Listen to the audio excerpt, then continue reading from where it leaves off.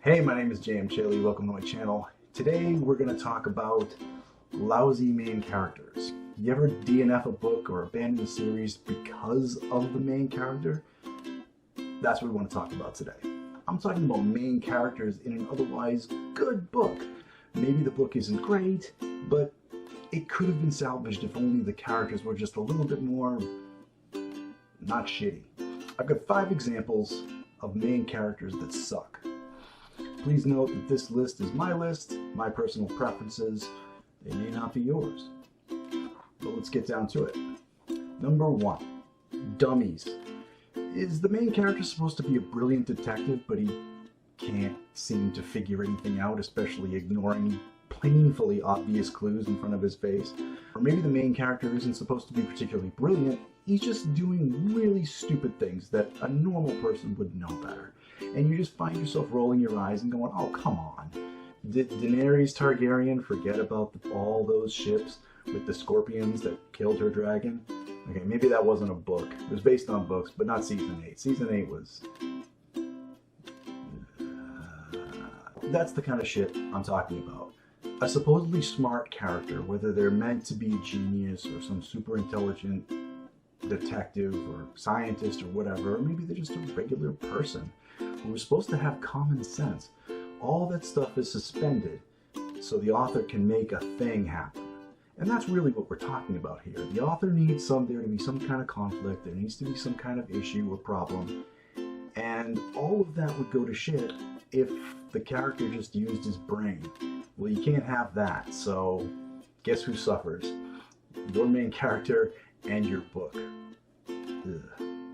Number 2, the unlikable douchebag.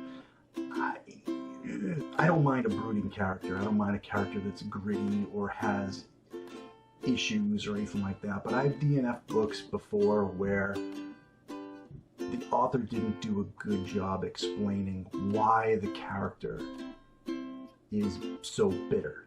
Now, if there was enough written about that, enough sympathy generated for that character, then I'd be like, yeah, I'd be rooting for the guy. I say guy because usually these characters are men. But you gotta give me something in the first few chapters to make me give a shit about him. Anything. It could be a prologue. Show me the tragedy. Show me the thing that set him on his path to cynicism or bitterness or assholeness. And I'm all on board. But if this guy's just a dick right out of the box, I'm out. You know, I'm only going to last so long before I give up, unless this guy shows some sort of redeeming quality before that. Number 3, character assassinations.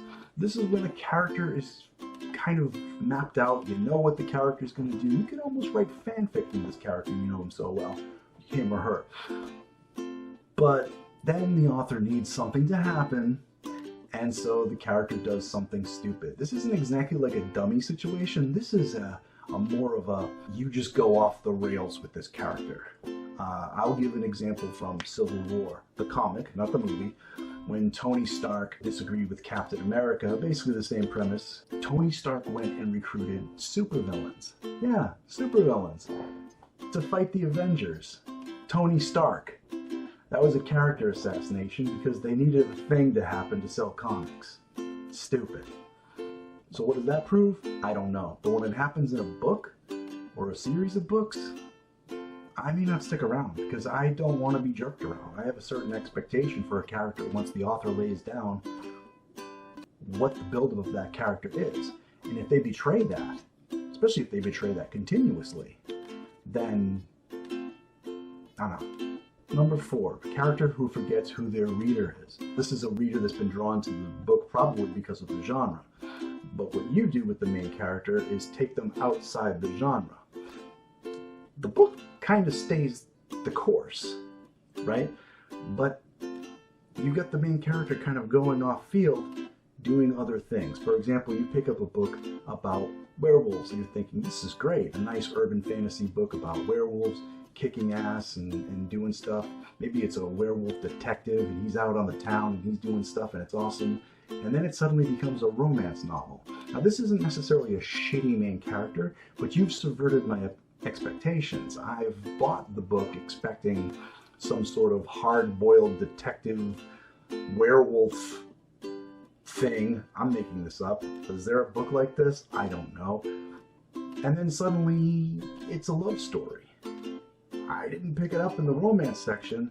What's going on? I'm not knocking romance. I'm just saying your genre is one thing, and then you take your MC and move them over here to do another thing outside of the genre. Now, the best practice would be for the author to use the correct genre for their book, and if that encompasses multiple genres, then that's great. Urban fantasy romance, great. The werewolf's gonna find love, great. I know what I'm getting into. But if I'm expecting a certain genre and my main character goes off and does something else, I may DNF because this isn't the book I thought I was buying. So if an author isn't staying true to their premise or keeping their main character on the rails of the genre that they've said their book was about, they may lose some readership. And finally, number 5, unbelievable characters. And I mean literally characters that cannot be believed. This is usually the case where an author will not do their research. This is a character that perhaps is not of the demographic of the author. Now, this isn't necessarily a sensitivity reader situation, although it could be. That would be an automatic DNF, where something's offensive. But for the purposes of this list, I'm talking about something that is just poorly written. The author didn't take the time to do their research. So they're describing things that they don't know about, and the reader picks up on it. And it's usually cringy and horrible, and it has people shaking their heads, and it can be a quick DNF because it's just sloppy and careless. So that about wraps it up. 5 examples of shitty characters. I'm sure if you come up with more, I'm sure you can come up with more. I'd actually like to see what you come up with. If you want to put in the comments what are examples that you find, whether they be tropes or examples of shitty characters, especially characters that have driven you from a book or a series, just say, I can't read this anymore, this is painful. I'd love to hear your feedback on this. If you like the video, please give it a like and also subscribe. I'm going to keep posting videos as often as I can. I'm going to try to get in a nice weekly schedule, but please hit that subscribe button so you know when I post. Thanks for watching.